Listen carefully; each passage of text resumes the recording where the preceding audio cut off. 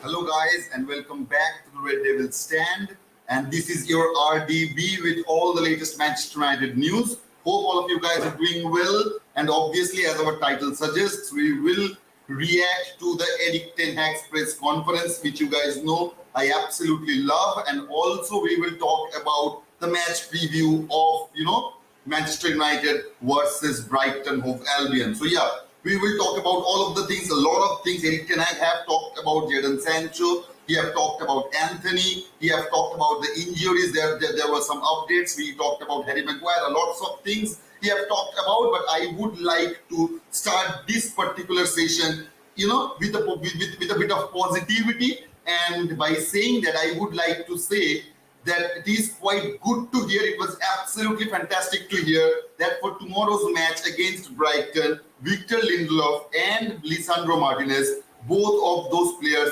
will be available on the first squad. And that is absolutely fantastic. Absolutely. See, the thing is that we all knew that Varane and Martinez, both of them were injured. Luke Shaw is injured. Lindelof was going through an illness. So all that stuff, keeping all of those things in mind, if really Martinez and Lindelof will get the start tomorrow, I will be a bit less tensed, if I may say that, because with Maguire or Johnny Evans, whoever you choose, pairing with Martinez or Lindelof, it is always a vulnerable spot. It will always be a really, really vulnerable spot for Manchester United. So yeah, without Maguire or Johnny Evans on that starting lineup, it does give me a bit of strength. I can see that Pooja and Rohit have both joined us.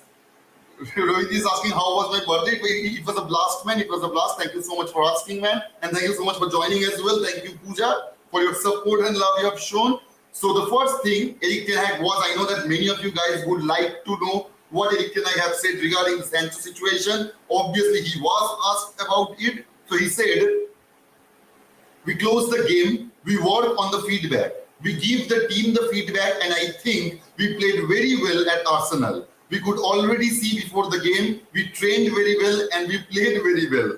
We deserved much more at Arsenal, and it was not on our side. And that was also the outcome of our analysts. You see, we are progressing against a good Arsenal side, but minimum we had to get was a draw. I think we should have won there, but we didn't. We take the performance, and also in the last 2 days, when all the players, they came back, we trained very well, and we are ready to fight Brighton, a very good Brighton. But we are really looking forward to it, and we have a good vibe. We are ready for it. See, the thing is that he didn't really answer the question he was asked about Sancho. He actually talked about the post-Arsenal game, how we have managed until then, how he is feeling regarding that Brighton match. So all of the stuff he have covered, other than the one question he have been asked regarding Jadon Sancho. And he said, the reporter again asked that with respect, I asked you about Jadon Sancho. And what Eric Ten Hag have to say was, I think everything is set. As I said, the squad is strong. The squad is in good spirit, good mood going into the game. And you know what? It is quite right. If you think it, objectively, it is quite right what you have said, that I think everything is set. Yeah, it is set. It is. Sancho have said what he had to say on that post. We all know what Eric Ten Hag have said after that post-match conference against Arsenal. He was quite clear that Sancho didn't train well, and that was the reason he wasn't on that squad. And we have seen what Sancho have produced after that through his Instagram and Twitter post. I know that he have taken that down, but there should have been some consequences. And as it stands right now, as it looks from the way it is right now, that yes, there will be some consequences for Jadon Sancho, because both Jadon Sancho and Anthony will not be available for tomorrow's game. And I do not see them getting available on the game against, Bayern Munich as well, which we are going to play on this Tuesday. So yeah, it is what it is, man. It is. See, the thing is that the manager have stand his ground, because as I have said, by putting that statement up, Jadon Sancho was quite clear about what the stance he is going to take. But after deleting that post, it just shows you that he have repented, maybe not apologized to Eric Ten Hag, but he have repentation regarding that post, and that was the main reason it got put off. He put off that post after what 7-8 days, I guess. But yeah, he did. At the end of the day, he did. So it just shows he have accepted what he have done is wrong. But just accepting that would not change the fact that he have disrespected Erik ten Hag. He have disrespected the fans even, and especially his teammates. So yeah, there have to be some consequences, and he is facing that. How long? If you ask me, I really don't know.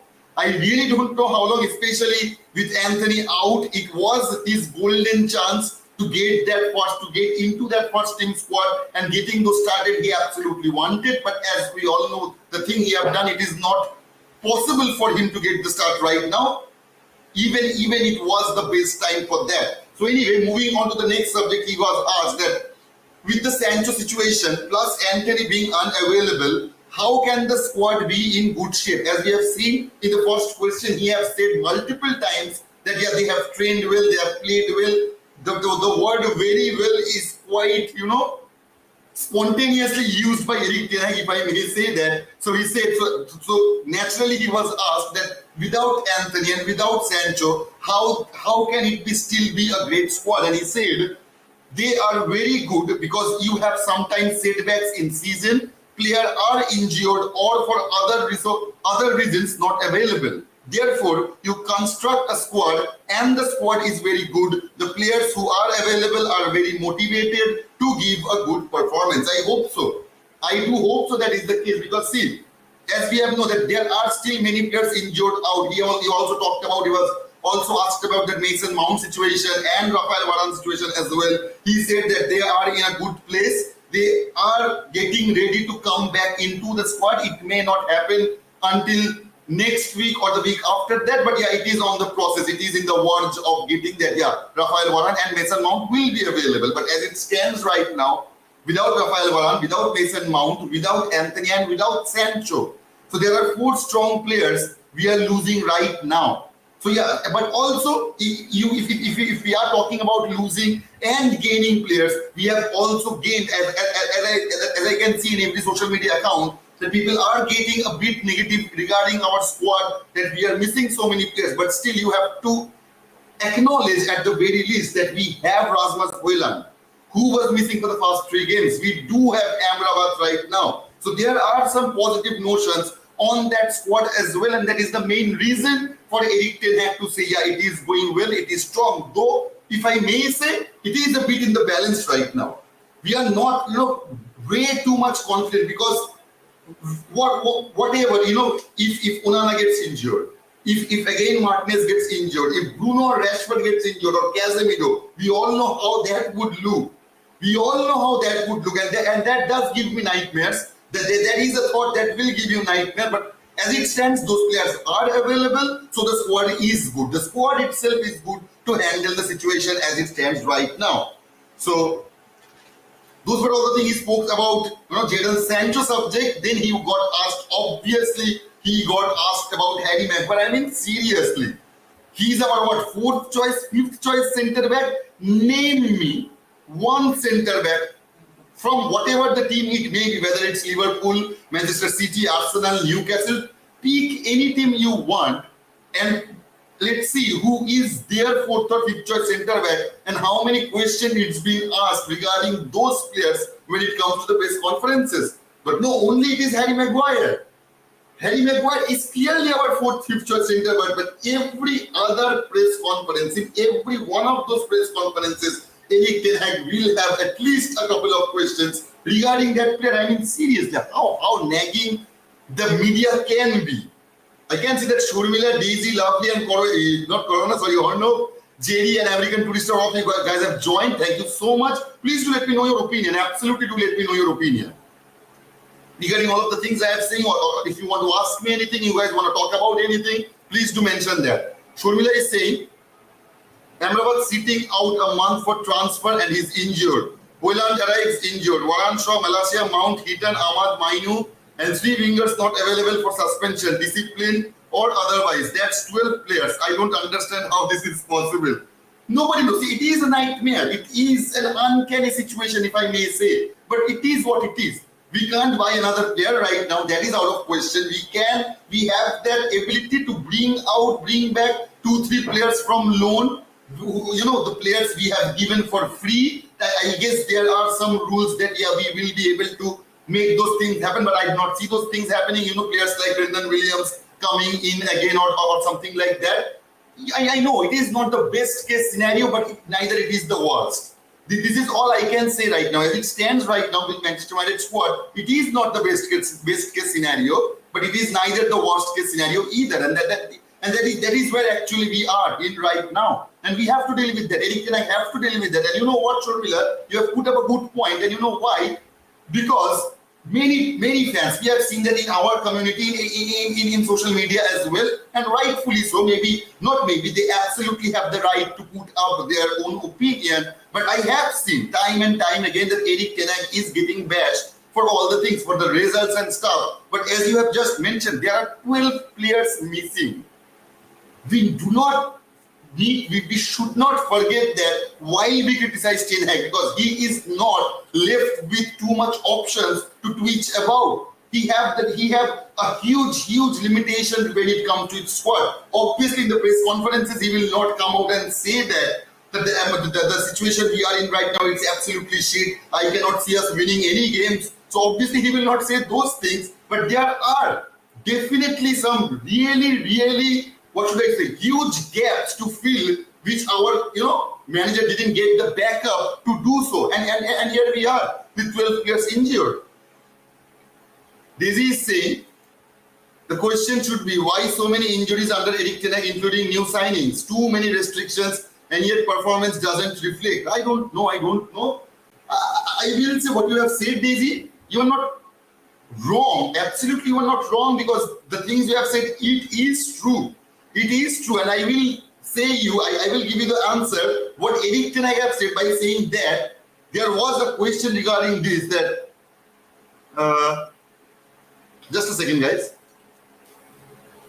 Yeah, Eric Ten Hag, he also was asked the question that Eric Ten Hag on managing the team on and off the pitch. I will return to the Maguire subject, what he have said. Just, let me clear out that, because Daisy have asked this. He said, you live with this generation and about forming a team construction, the group dynamic, but it is always about the team. The team is ahead of everything else, and in the team, everyone plays a different role. You have different characters. You have to manage those characters, but also, as I said, the team is always above anything else, and but the straight line is not the point. The club asked me, because this is important, the club asked me because there was no good culture before I entered last season. The question was, we know you can have a very strict line sometimes, but do you stick to that with these players, or have you been able to give a little bit more leeway to others? He said, but the straight line is not the point. The club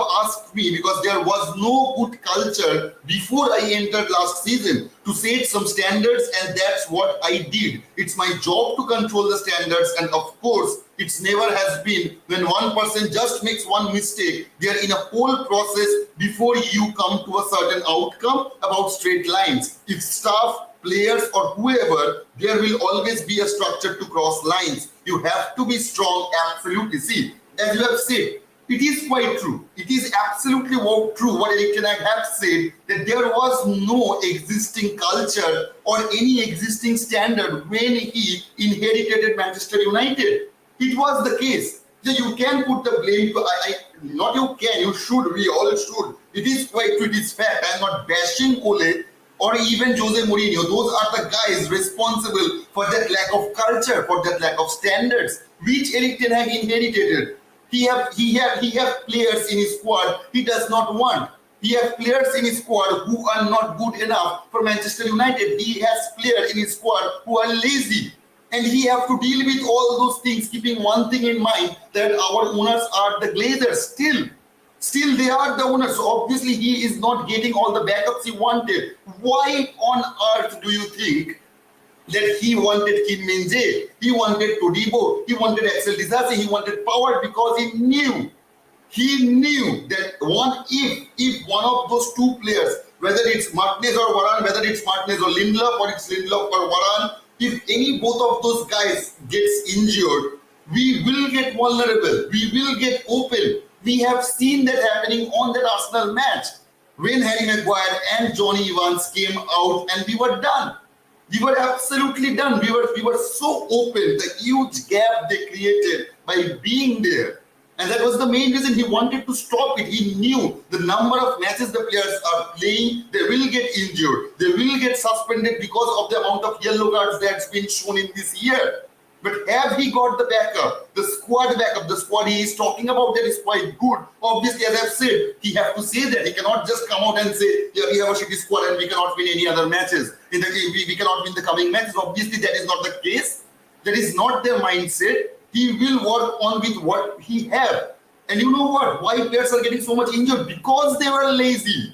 Yeah, it sounds harsh. It really hurts to even hear those things, but it is true. It is true. We as fans have complained that at times Sancho is lazy, Martial can be lazy at times. You know, many of our other players, even Maguire, even players like who should I tell, Diogo Dalot or Van Bissaka even. So he had to change their mindset. He had to change the morality, the groundwork, so that he works better. And to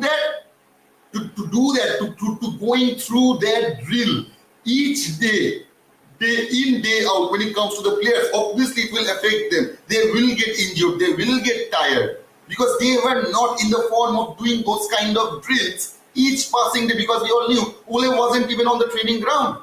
He never attended a training session. But it is not the case with Erik ten Hag. He works hard, he wants his players to work hard, and sometimes that working hard can end up in a bad result, such as getting injured on training ground. And it will happen, because they are not very fit what Erik ten Hag wants from them. But to reach that goal, they need to do a lot of work. And that is what he has said, the standards, the culture he is trying to say. That is his only one job, to maintain that culture, to maintain that standard, no matter who you are, no matter how many trophies you have achieved in your personal career, because as the team always matters the most. No individual is better or more important than the team.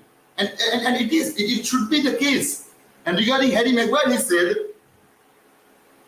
I think I have said already many times, it is disrespectful. He does not deserve it. He is a great player and he has given great performances. It's crazy, but it's how it works, and Harry has to block this by his performances. He was asked about, his reaction about Harry Maguire getting booed against that Scotland match, and also the boo he is getting for the past few weeks or months. And see, the thing is that I do not support booing any of our players. It does not do any good. Even if we are going to let go, if Erik ten Hag chooses at some points that he has to choose Harry Maguire, we should back up him. We should back him up. But I can understand the emotions of our fan on the ground as well. I do not think that even if Harry Maguire comes and gives us an appearance on that Brighton match in the last 10-12 minutes, I'm sure he will not get booed. But if he is, then there is some fault in his game as well. And as what Erik ten Hag have said, that it's crazy, but it's how it works. And Harry has to block this by his performances. So yeah, he has to play well. That's it.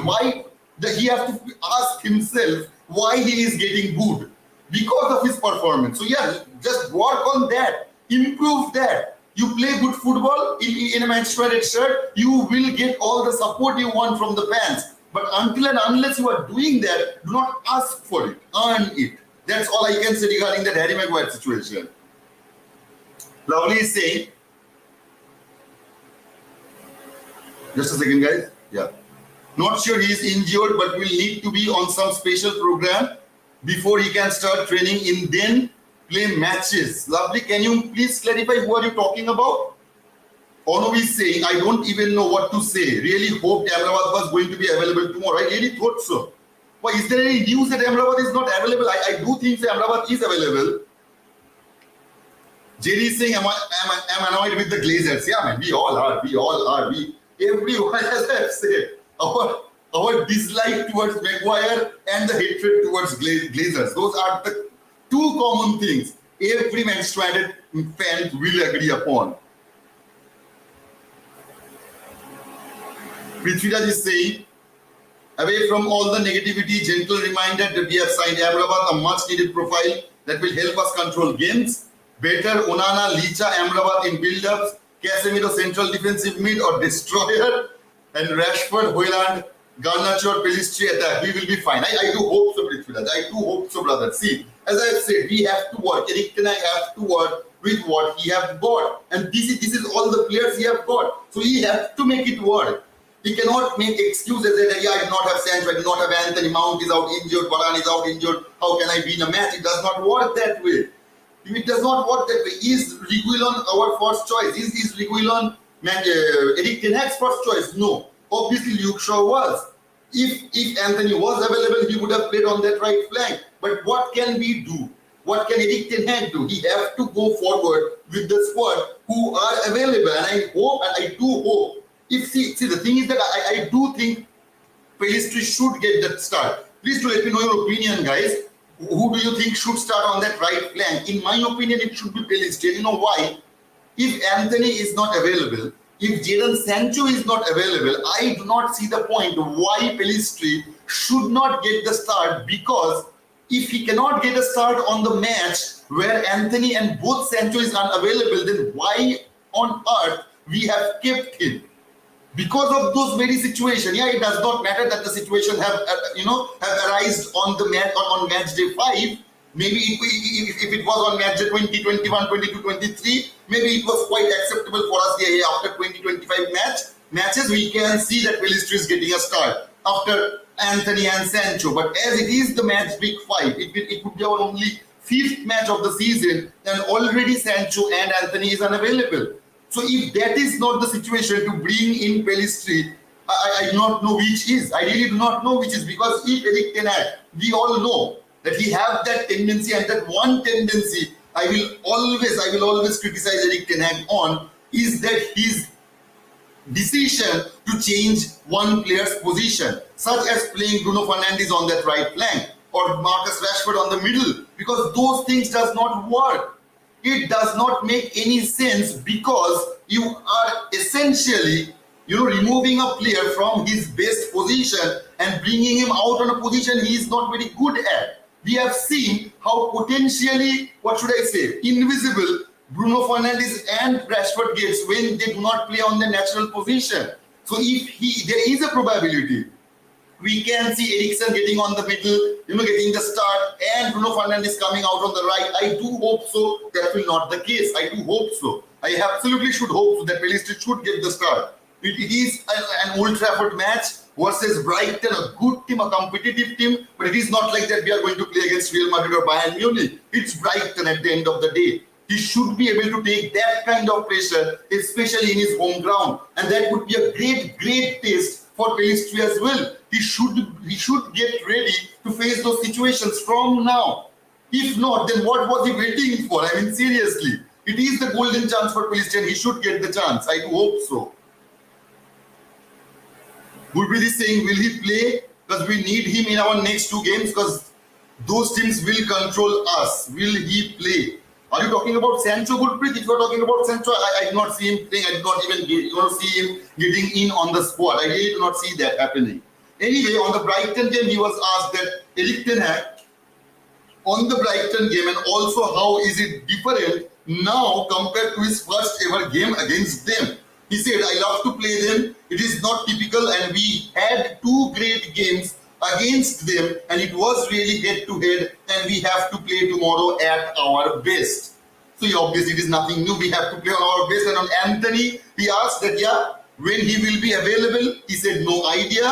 And if Erik ten Hag have talked with Anthony and how is he doing, he said, of course he is disappointed, but he is okay. And you know what? I have already seen on social media that Erik ten Hag getting bashed for this particular answer, that why have we spoken with Anthony, with such a guy who have done such horrible things? I mean, who the fuck are you? Who the fuck are those guys? Those are blaming Anthony before even anything got proved. I mean, seriously, how naive you can be. He's already, if not suspended, he's on absence of leave. So he's not going to play for Manchester United in the coming weeks or so. So there is your morality out of the window. And what else do you need? What, the manager will not talk to Anthony? Why? Why should not? He's still a Manchester United player. Manchester United is still paying his wages. He is not convicted a criminal. He is not, ending up in jail right away. As it stands right now, he is as innocent as I am, as you guys are. So I really don't know who are those judges who judges all the time whatever Eric Ten Hag is going to say. No matter what he says, they end up always find something to talk about. Anyway, guys, those were all the things that Eric Ten Hag got asked about, and you know what? In my opinion, it was a good interview. It was a clever one from Eric Ten Hag, the way he have dodged that Jadon Sancho subject and also answered at the same time. Because as he said that it is all said, it is all said. You cannot change what has already been said. He cannot undo that. Jadon Sancho have undo that or what he have posted, but it will not change the fact that at least 60-70 million of the people from the world have already seen that post that Jadon Sancho calling Eric Ten Hag a liar. So obviously there will be some consequences, and in my opinion there should be some consequences. And let's move on to the next part of our show, the preview section of Manchester United versus Brighton. Ricky is saying, what's the fitness status of this great midfielder? Would love to check him out this weekend. I guess you're talking about Amrabat, Ricky, and if you ask me, I am, brother. I am too. I do want to see how that Amrabat deal turns out. We have the amount of time and energy we have spent on that Sofian Amrabat deal. That is astonishing, and we should see how it does ends up. So yeah, let's move on to the subject of the squad. I will give you my starting 11. Just a second, guys. Let me share the screen.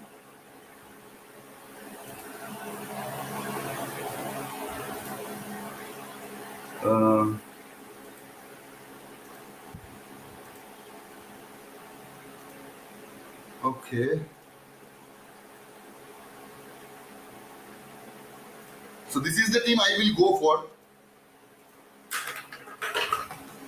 In goalkeeping situation, absolutely I will go for Onana.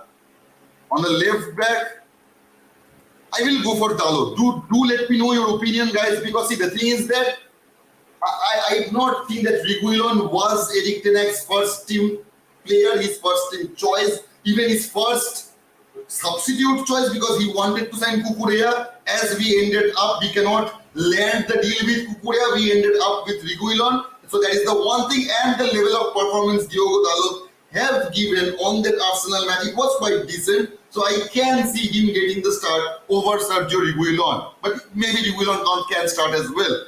On the left centre back, obviously it would be Martinez. Right centre back, I would go for Lindelof, as both of those players are, available for tomorrow. I guess Wan-Bissaka, Casemiro, Amrabat, Bruno,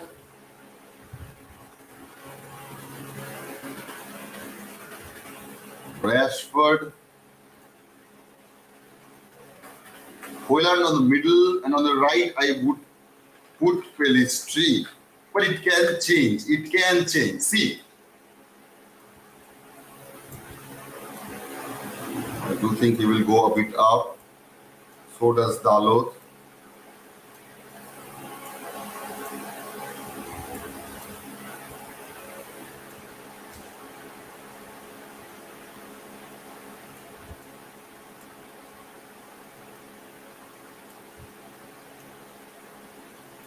I do think it will be our starting lineup in this way, because see, the thing is that you can argue that Bruno can go on that right part, Bruno can start over here, and we can see Eriksen getting the start and playing over here. But in my opinion, it should not be the case. It absolutely should not be the case, and Hojlund has to start.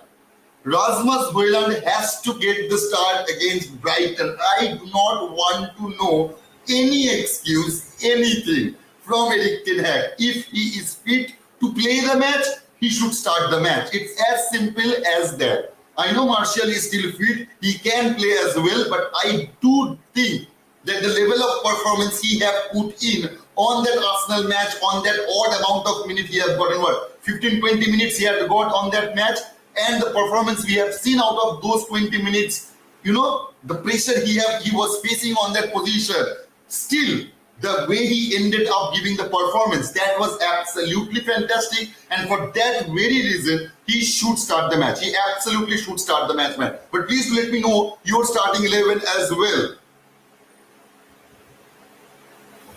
Siddharth is saying he's not afraid to make decisions. Those that are ready to fight for Eric Ten Hag should better do so. No room for lazy players. Absolutely, man. See, the thing is that he tried to establish a standard with Ronaldo. He got out.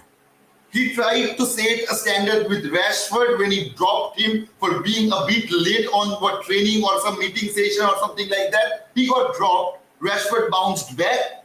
He trusted the manager. He was patient with his decision, and he had one of the best seasons he can ever have. So yeah, and now it is Jadon Sancho who is not taking very kindly of what Eric Ten Hag have to say regarding him, and he may end up, going out of the club as well. We can see, Jadon Sancho going out, getting sold in the month of January. It may well be the case, because at the end of the day, the only thing that matters is what Eric Ten Hag thinks regarding his squad. Who does he sees fit to get the start on that 11? Because see, if he drop Casemiro right now, if he drop Bruno right now, if he drop Rashford or maybe Licha right now, there would be some really good reason to do that. And see, it wasn't like that Sancho had made a mistake and he was dropped down. It was not the case like that. As he have said in this very statement, that yeah, but the straight line is not the point. The club asked me, because there was no good culture before I entered last season, to set some standards, and that's what I did. It's my job to control the standards, and of course it's never has been when one person just makes one mistake. There is a whole process before you come to a certain outcome about straight lines.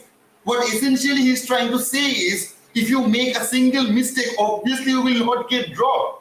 You will not get suspended or something like that. But when you are doing it on a regular basis, you have made a habit out of it, then there will be consequences, which was the case with Jadon Sancho. He can cry about it all day long, but it will not change the fact that Eric Ten Hag have been patient with him for the past year. So he have gotten a huge amount of time, a huge amount of patience out of Eric Ten Hag. But after the end, before the Arsenal match, maybe Eric Ten Hag thought it was it. It should be finished, because if Eric Ten Hag wanted to bash players out in front of media, he could have done that with Harry Maguire as well.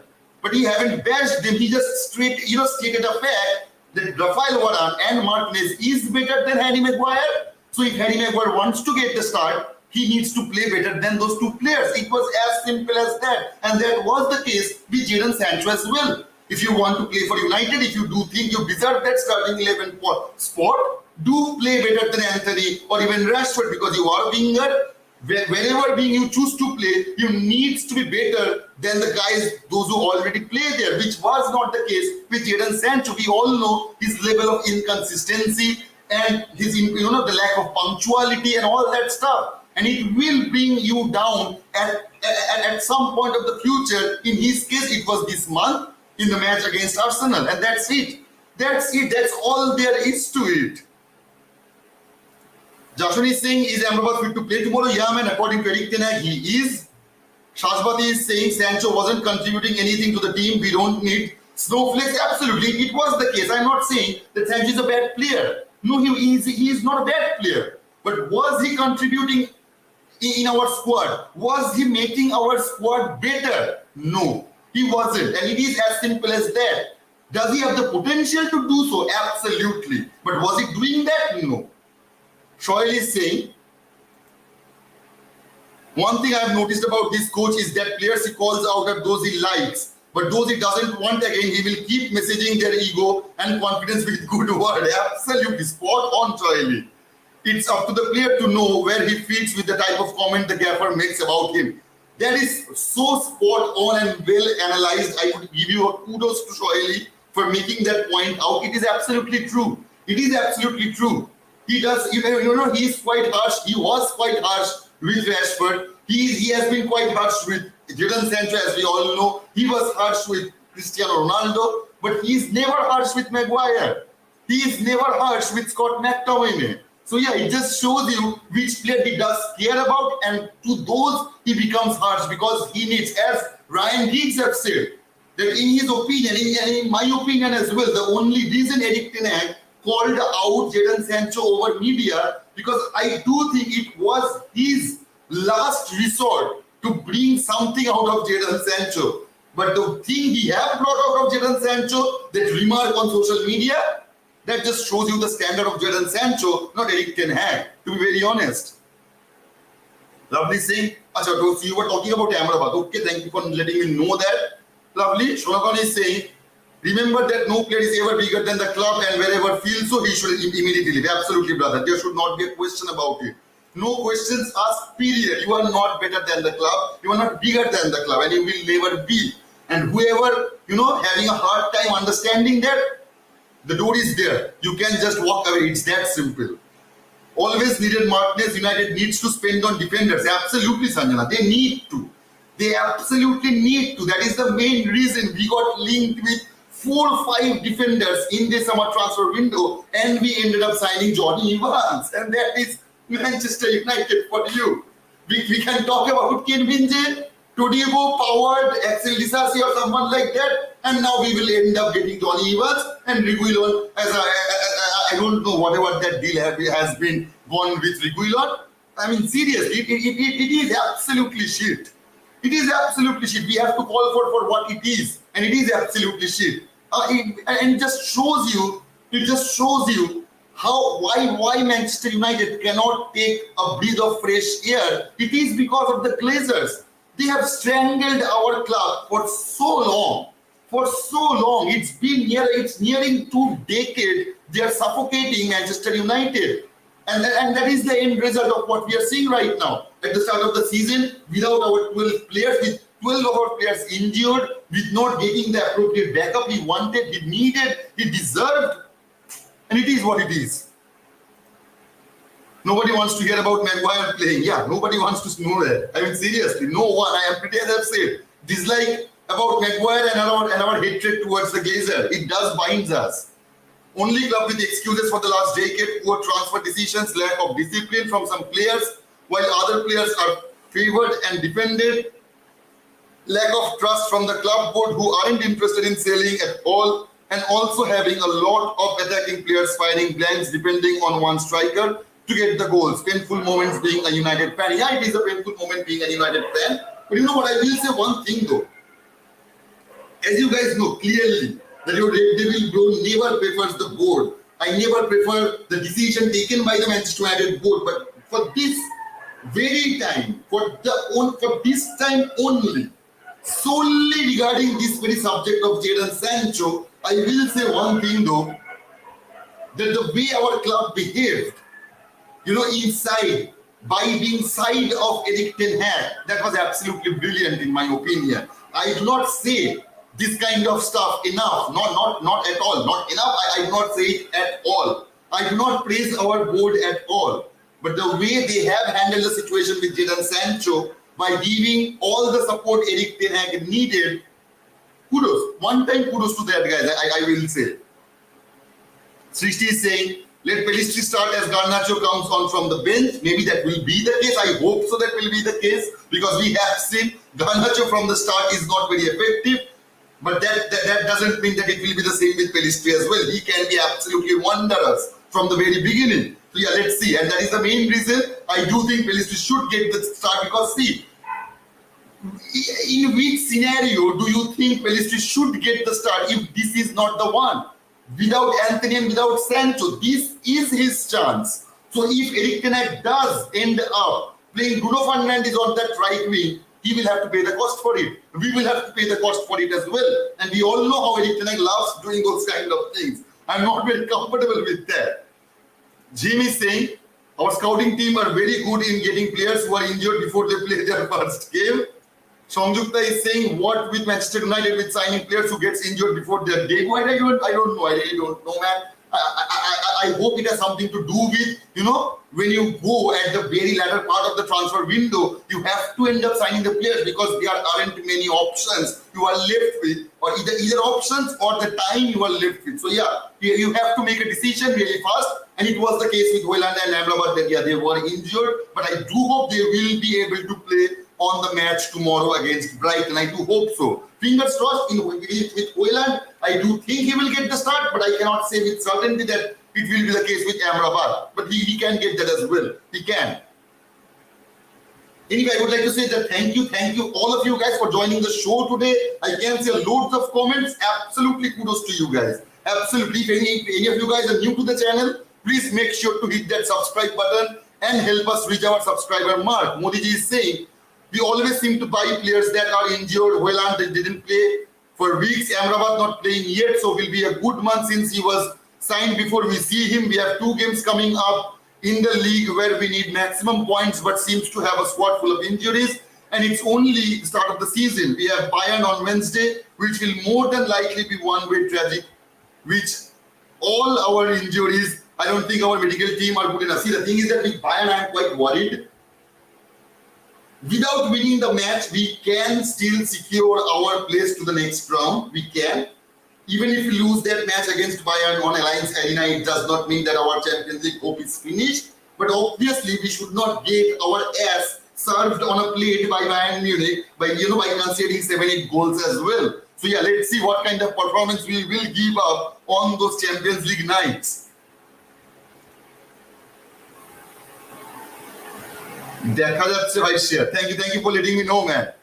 Shomo is saying, have already made peace with tomorrow's loss to Brighton. Any other outcome is just a miracle.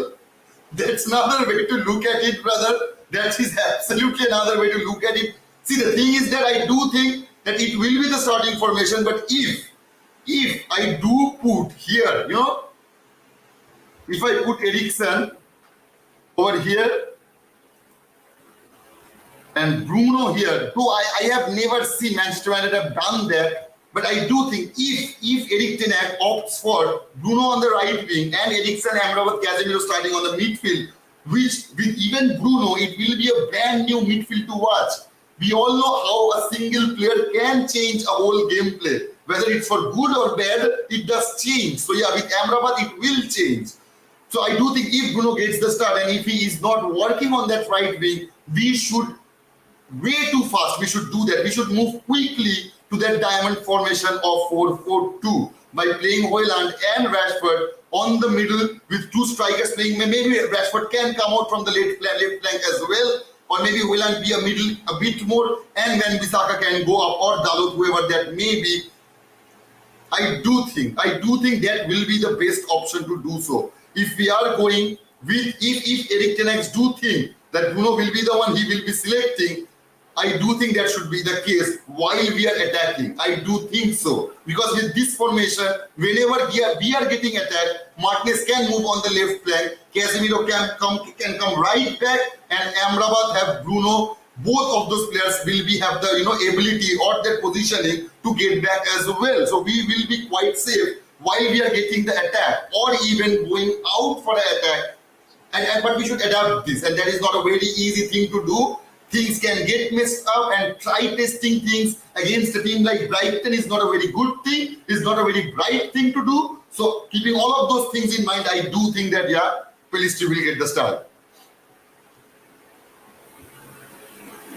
Opposite is saying, this club makes me sick knowingly signing players that can't play right away when we need them right away. Make it make sense, please. I don't know. I really don't know. Opposite, you are in this particular matter, I am where you are. So yeah, I really don't know why we end up doing that. But as I have said, it may be the reason because we do those deals so late at the transfer market that we do not have the options rather than making those deals happen. So yeah, Gautam is saying this club is very poor in every aspect at the moment, and buying players with injuries shows everything, and that's because of the Glazers. Absolutely, Gautam. You are quite spot on about that. Honestly, this club is becoming a joke. You sign players who injured, but you need results. Estania. Shreyans is saying, we love this. We buy broken and backward players. No wonder United is in so much debt. Everyone likes to come to get injured, but still get paid. Point this thing, I'm absolutely fine, brother. How are you doing? How all of you guys are doing, please do let me know that. Hope you guys are doing well. Tell those people who think that tomorrow we will lose to Brighton. I am telling them that we shall collect 3 points by force and by fire. Absolutely, but I do think so, and that will be the case. We have been playing, if not very well, but we still end up winning the matches we play in Old Trafford. So yeah, I guess it was Brighton, with whom we have lost our last home game a year ago, more than a year ago. I do hope that will not get repeated. Yagesan is saying, can we stop getting players that are injured? Yeah, we can do that, but the Glazers will not allow that to happen, Yagesan. And you know why? As I've seen that many of you guys are concerned with the fact that, as I've already mentioned, that the only reason we see this kind of signings because it is very end part of our summer transfer window, which was the case with Amrabat. See, if we were trying to sign Amrabat on the month of July, and he was injured back then, maybe we would have had the chance to explore some other options other than Sofian Amrabat. But as it was the last day of the summer transfer window, it was Sofian Amrabat or nothing. So yeah, Sofian Amrabat is better than nothing. There should be no doubt about that, and that is the main reason we end up getting players who are injured, because we do not have other options. We do not give ourselves the time to find for other options, and that is the Glazer way of handling the club. That is the Glazers way. What can we do? Shunanda is saying, I am psychologically prepared for a loss to Brighton tomorrow, so my weekend will not be spoiled. Okay. Oritra is saying, it's no longer the theatre of dreams, but the theatre of drama. Shantini is saying, why is United signing injured players? Really don't know. Other than the reason I have just given you. Start McTominay, Casemiro will be overrun. If we don't get another body in there, I do hope that Amrabat will get the start. Also, Hoyland and Pelistri need to play as Martial, Hopeless and Sancho and Anthony not in squad. Neymar Mai saying, where is Mainoo and Ahmad? We need firepower, man. Both of those players are still out injured. Maybe Ahmad will come and join us in the month of October or maybe September, but I cannot say the same for, Kobe Mainoo. Bongo is saying this club needs to keep discipline as a value. I hope so. That is what Erik ten Hag is trying to do, brother.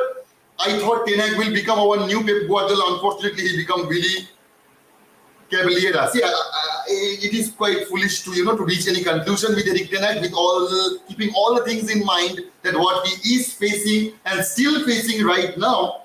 I do not see Erik ten Hag's fault. If it was the case, I would have bashed him. I have nothing personal with Erik ten Hag that I will favor him all the time. As I have said, I will criticize him if he starts Bruno on that right flank and Rashford on the middle. I will bash him the most. So yeah, if he does any mistake, I will talk about it. But until he does that, bashing him for the squad, it does not make any sense after he have not got any backup he needed from our owners. Indrani is saying, I am getting bored with Erik ten Hag. Sorry, bored with Erik has this. Glazers do nothing. Paul Smith has a new design. I am off to Lowry Theatre. Cheaper and more entertaining. Okay, Indrani. Razdeep is saying recent changes and player purchases have damaged Manchester United's core culture. Manchester United's direction is opposite to Manchester City's. The success of Sir Ferguson, time lies in the team's disciple and cohesion, discipline and cohesion. See, the thing is that, man, we can ask it ourselves. Can you name me one club, let alone Manchester City? Can you name me one higher tier club from any other league, from any league? Even if it's the Dutch league, and even if it's Ajax, do you see even Ajax signing up players like Johnny Evans? Do you see that? No. But we are the one doing those kind of deals, and obviously, for making those kind of deals, you will have some, what should I say? Some sort of results that out of making those foolish signings. There will be consequences, and you have to face that. And we have already faced that on the Arsenal match. That what they have done after Harry Maguire and Johnny Evans came down. We have all seen how we deteriorated just over those two substitutes, and it just shows you what level Manchester United is in right now. You can blame Erik ten Hag for that, but he's not the one to blame. Why does Pelistri being away with Uruguay mean he could miss out starting, but Martinez, who sent to South America, be okay to start? Makes no sense. I really don't know, man. I do think Pelistri will be available though. Ontra is saying, we need to outsmart and outplay Brighton, play a fast-paced game on the first half. That way we will win. See, the thing is that we need to dominate the game. We should just not only need to win the game, we need to win the game properly. We absolutely need to win the game properly. Other than it does not make any sense. It simply does not make any sense. Because as I said, we have built Old Trafford a fortress over the last year. We haven't lost a single match, and that should be the case against Brighton as well. And by not losing match, we should not end up in a draw. We should not end up in a draw. So in my opinion, I do think there will be a lot of goals, because as I can remember, Brighton, if I'm not wrong, Brighton have scored 12 goals in the last 4 matches, averaging 3 goals a match. So obviously there will be goals. We are not going to get a clean sheet, that is for sure. So if we want to win the match, we need to score more than Brighton. It is as simple as that.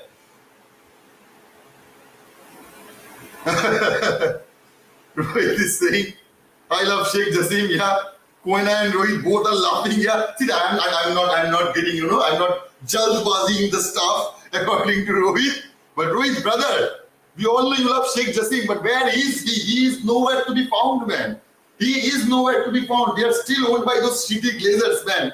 We are still owned by those shitty Glazers. So I do hope that does change really, really quickly. I do hope so. So anyway, guys, I hope you guys have enjoyed the show. So make sure to smash that like button. And if you are new to the channel, please do subscribe. It is absolutely free. Will not cost you anything, but will help us a lot. So moving on. And you know why?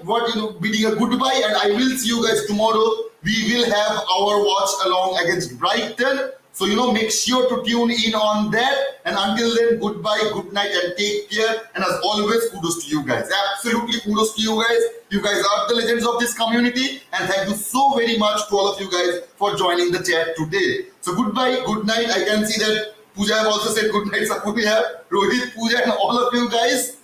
Kudos to you guys. Good night. And you know what? Take care. And I will see you tomorrow at our watch along.